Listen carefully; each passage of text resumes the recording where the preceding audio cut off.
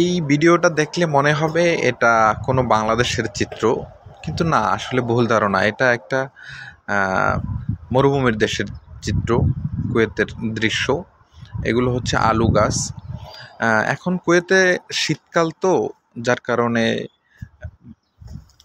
বাহিরেই এভাবে চাষ হইতেছে। তাও ম্যাক্সিমাম গাছগুলো মারা গেছে। আর ওই যে শেডগুলো দেখতে পারতেছেন, গরমের সময় বা শীতকাল শেষ হইলে ওই শেডের ভিতরেই সবজিগুলো চাষ করা হয়। এই মাঠের মধ্যে প্রত্যেকটা লাইনে পানির লাইন টানা আছে। প্রত্যেকটা লাইন থেকেই প্রতিদিন 2-3-4 বার পানি দেওয়া হয়। এই যে বড় বড় গাছগুলো দেখতে পারতেছেন রাস্তার পাশে, এগুলোও আহ, গোড়াতে পানির লাইন টানা আছে। দেখেন আপনি, আহ, মনে করতে পারেন যে এখানে পানি দেওয়া হয় না, কিন্তু না, এখানে পানি ছাড়া আসলে গাছগুলো তেমন বাঁচেই না। দেখেন, রাস্তার দুই পাশে দেখলে মনে হয় এটা বাংলাদেশের একটা চিত্র। আসলে কুয়েতের সব এলাকাগুলো এরকম না। মূলত অফরা নামে একটা সাইড আছে, ওই অঞ্চলটাতে মূলত গাছপালা বা কৃষি এই ধরনের জিনিসপত্র বেশি।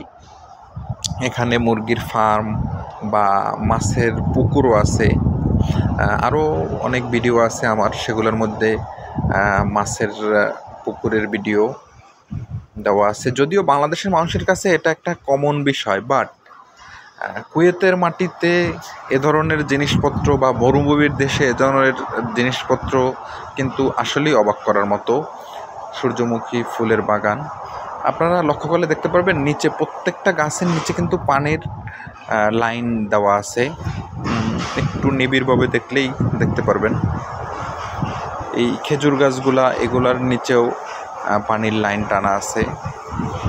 বাংলাদেশের মাটিতে এগুলো তো একদম কমন কোনো বিষয়ই না, কিন্তু মরুভূমির দেশ, এই সমস্ত জায়গায় এ ধরনের গাছপালা দেখা আসলে সত্যি অবিশ্বাস্য।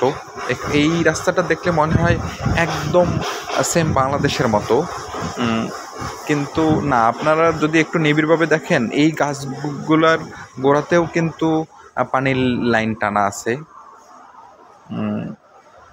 আসলে সব মিলাইয়া এই অফরা এলাকাটা অনেক সুন্দর। যারা এখানে আসছেন বা কুয়েতে যারা থাকেন তারা তো জানেনই, আর যারা আসেন নাই তারা দেখেন গাছের উপরে পাখির বাসা। যারা আসেন নাই, কুয়েতে আছেন, অবশ্যই সময় পেলে আসবেন।